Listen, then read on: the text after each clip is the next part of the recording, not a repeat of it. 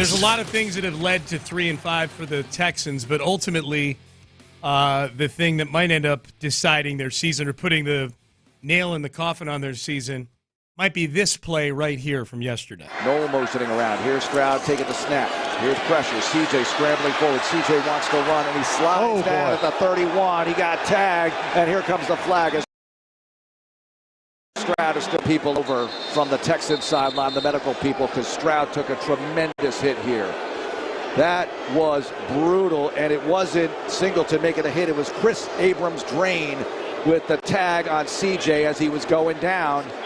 That was nasty, and Stroud is getting a long look here. There is some not pushing and shoving, but a lot of talking and close contact between Texans O-linemen and the Denver Broncos, because that was late and unnecessary. Okay, so we'll adjudicate the hit in just a second. Adjudication. Adjudication. Yep, we'll do that in just a second, because they ultimately picked up the flag on this play. Booth review. They picked up the flag. It was not helmet to helmet, but CJ's head hit the turf, with tremendous force. Obviously, it forced him out of the game. Now, he got up, gave a thumbs up. You could tell by the way he was walking that there was definitely something going on. He was not moving well. And we should point out that post-game, there were pictures posted on the Instagram for his foundation with him and his mom saying that, hey, thanks for all the prayers, CJ's going to be okay. But he is now in the concussion protocol.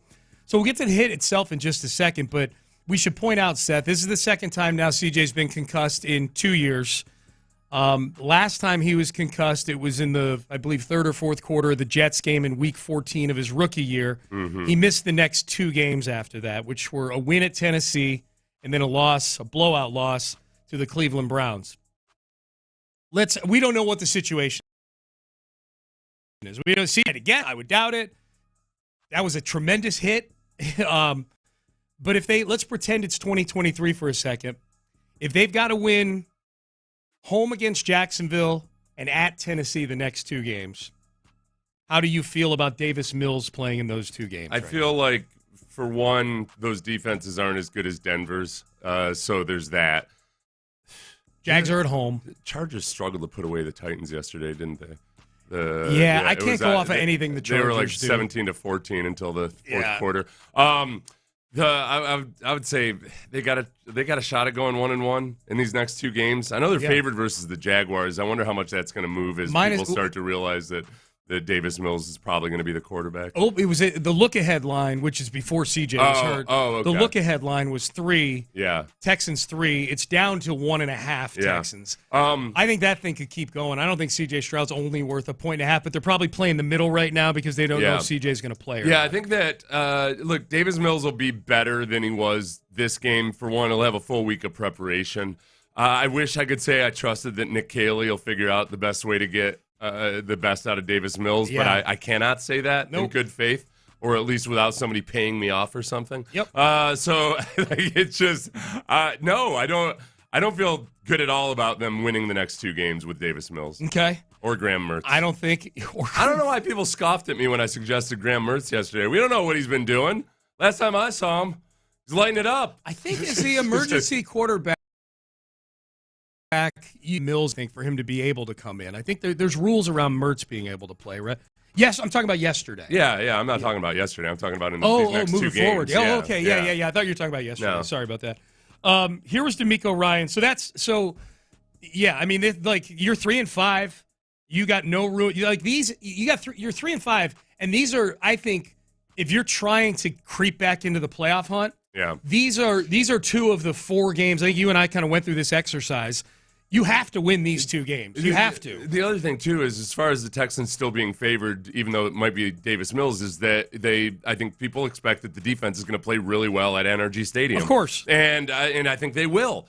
But you can't keep putting them out there after 3 and out, 3 and out, 3 and out. I mean, how many times this season do we have to watch the defense out there under extreme stress the entire second half, trying to maintain a narrow lead or keep the deficit from getting larger? It's just you can't count on forced turnovers or whatever else. But it's like if the Texans can win 13-7, sure. Yeah. I want to get to the hit in a second, but you brought this up, and I'm curious. I mean, you've been on teams here where the defense was keeping a completely inept offense in games. Yeah, we sucked as a team, though. You did. No, but here's where I'm going with this. Is there muttering going on right now on the defensive side of the ball? Is there like these probably guys? not? I mean, on. guys are pretty. It depends. I don't think on this team that it would be too severe. It's like kind of reality. I guess I'm more asking when you were a player, did that go on? Yes, I mean it did at times, but because when I was on really good defenses in Jacksonville, we also had a really good offense. When it was here, the only times we had a good defense was early on. Yeah, and we knew what the deal was with the offense. We had 6 rookies starting. Gotcha, expansion team. So it wasn't. I don't think that was really as much of a factor. Yeah, this is a team with Super Bowl or at least playoff expectations. Yeah. I think that they're still probably right now where the defense is telling themselves, like, listen, we got to win this game. We got to figure out, like, hey, Danico Autry, can you block a kick? Sure. I'll do that the very first one. I'll block. I'll block about the 14th got it out of the kick way. or punt in my career. He's amazing. So as far as the concussion and the actual hit, I gotta be 100. I can't be a hypocrite here. What I would want them, how I want them to call that play is exactly the way they called it yesterday. And there was a play earlier this season where Joe Flacco got hit as he was sliding, and the defensive back was flagged initially. The booth looked at it, saw that the defensive back hit his torso, and they picked up the flag. And I thought, that's good. That's right. The quarterback has to take responsibility for himself when he's sliding. And with no contact up around the head or neck, I can't. And when you slow it down, just like it was with Azeez Al-Shaair last year, when you slow it down, it's very easy to say, oh, he had plenty of time to pull up. He had plenty of time to make that decision. CJ was doing what Trevor Lawrence was doing, which was he's close to that first down marker, trying to get as much yardage as possible before he slides. Yep. And giving himself up has to be sure that if he's giving himself up for his own safety, he's got to give himself up before anybody's got a chance to hit him. Yeah, that was the second worst part of it. The worst part, obviously, was CJ leaving the game. The second worst part, he didn't even get the first down. Yeah. It was 4th and 2 after that. It was here. Let's play D'Amico on this because I'm curious if you agree with him. This was D'Amico. What did he see on the CJ Stroud injury play? CJ scrambled. Of course, he slid, and the guy, came up and hit him. As I see, it's unnecessary roughness. He hit the quarterback when he's sliding and giving himself up. If I'm incorrect on the rule, I've seen that happen multiple times, with our guys, and we get the penalty, but for some reason, it just didn't happen there. So we'll look at the film and see, what actually happened there. We're good, Ben. This is what we asked for. This is yes, he has seen places. He's seen when people get flagged for that. Texans have gotten flagged for that.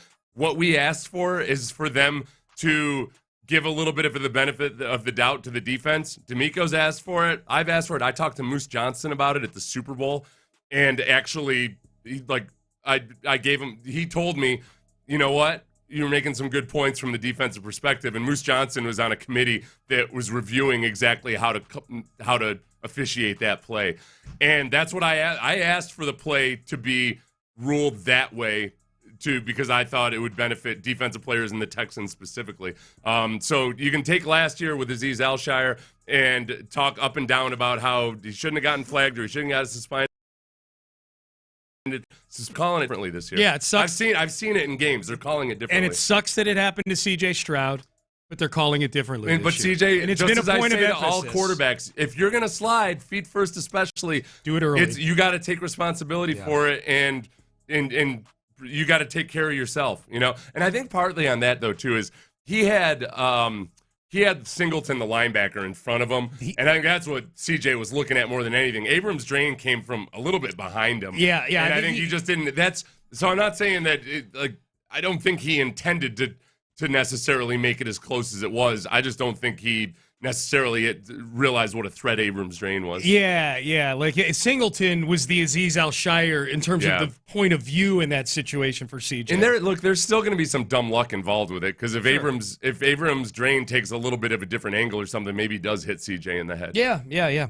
It's a bang thing, man. And it from the press box at full speed, I'm like, oh, that's an Azeez play right there. But then you go frame by frame, and it's very, very different. I would just say, man, slide head first.